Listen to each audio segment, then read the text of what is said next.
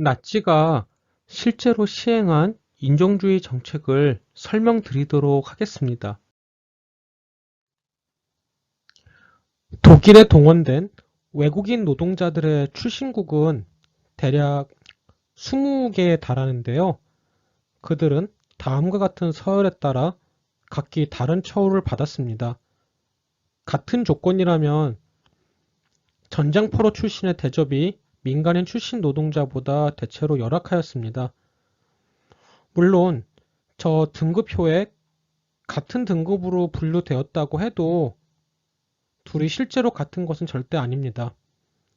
그냥 편의에 의해 4단계로 분류하였을 뿐이고 정확히 분류한다면 수십 단계로 분류해야 하는데요.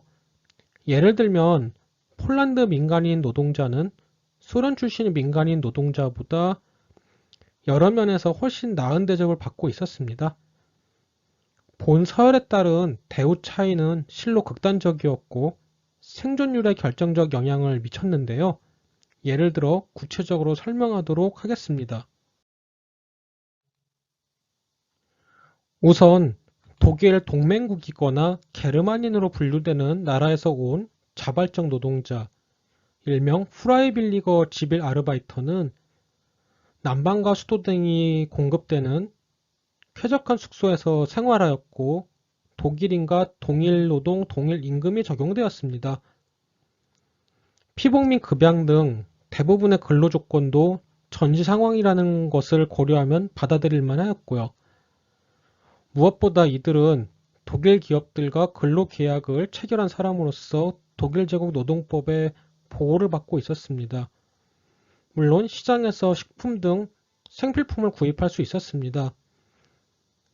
반면 독일의 전시경제에 동원된 외국인 인력의 과반수 이상은 폴란드 노동자나 소련 출신 민간인 노동자를 뜻하는 오스트 아르바이트였는데요.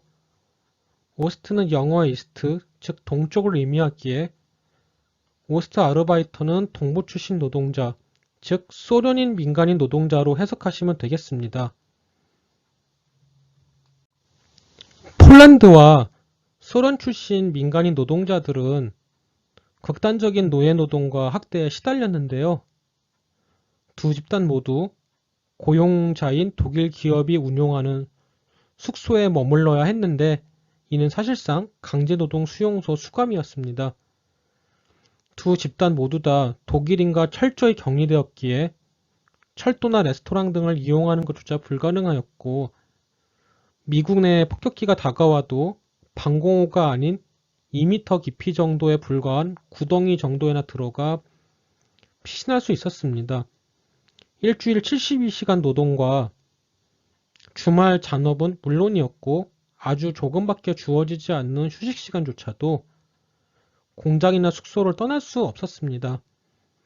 무엇보다 생필품이나 식량을 시장에서 구입할 수가 없었기에 식량 및 피복 부족에 시달렸고요.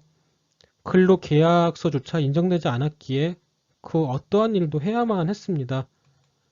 다만 두 집단 간은 엄격히 차이가 존재하였는데요. 오스트 아르바이터에 대한 처우는 폴란드인보다도 더욱 열악했습니다. 그들의 숙소에는 철조망까지 둘러져 있었고 폴란드인보다도 더욱 엄정한 감시와 처벌을 감수해야 했습니다. 무엇보다 독일의 정상적 사법기관이 아닌 그 무시무시한 게시타포가 유난히 오스트 아르바이터에 자주 손을 댔기에 오스트 아르바이터에는 형사상 기본권도 사실상 거부되었습니다. 다만 독일의 전황이 악화되어 가면서 전시경제의 생산성 향상이 급선무로 다가옴에 따라 이들에 대한 처우도 상향 평준화 혜택을 잊게 됩니다. 서열 최하에 위치하는 사람들의 삶은 오스트 아르바이터보다도 더 비참했는데요. 이들은 사실상 대부분이 나치의 강제노동 수용소, 일명 콘젠트라치언스 라거에 수감된 유대인과 포로 수용소에 수감된 소련군 포로였습니다. 유대인들은 극단적인 근로 조건 하에서 강제노동에 동원되지만 이러한 강제노역조차 자신들의 동포와 사형집행 순서를 바꾼 것에 불과하였습니다. 유대인은 일체의 법적 항변권이 없었기에 이들에 대한 무자비한 구타나 임의적인 살해 등은 일상사였습니다. 소련군 포로도 포로 수용소에 수감되어 극단적인 조건하에서 강제노동에 동원되었고 극단적인 사망률을 보였지만 유대인처럼 사형수 처지는 아니었습니다.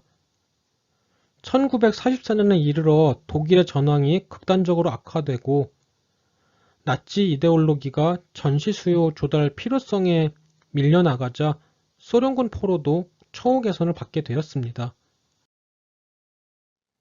그러면 유대인과 슬라브족이 왜 이토록 학대당하였는지를 알아볼 필요가 있는데요. 나치의 인종주의는 급격한 변형을 겪었기에 실제로 적용된 구체적인 법령과 정책을 근거로 판단해야 됩니다. 유난히 학대당한 사람들은 유대인과 슬라브족이라는 것이 분명 맞지만 유대인이기만 하면 사실상 예외가 인정되지 않고 독일인의 적으로 분류되었던 반면에 폴란드인이나 소련인 등 슬라브족 중에는 상당수가 예외 규정을 적용받아 슬픈 운명을 면하였는데요. 일단 이러한 점을 분명히 알아야 각 종족이 학대당한 이유를 구체적으로 이해하실 수 있습니다.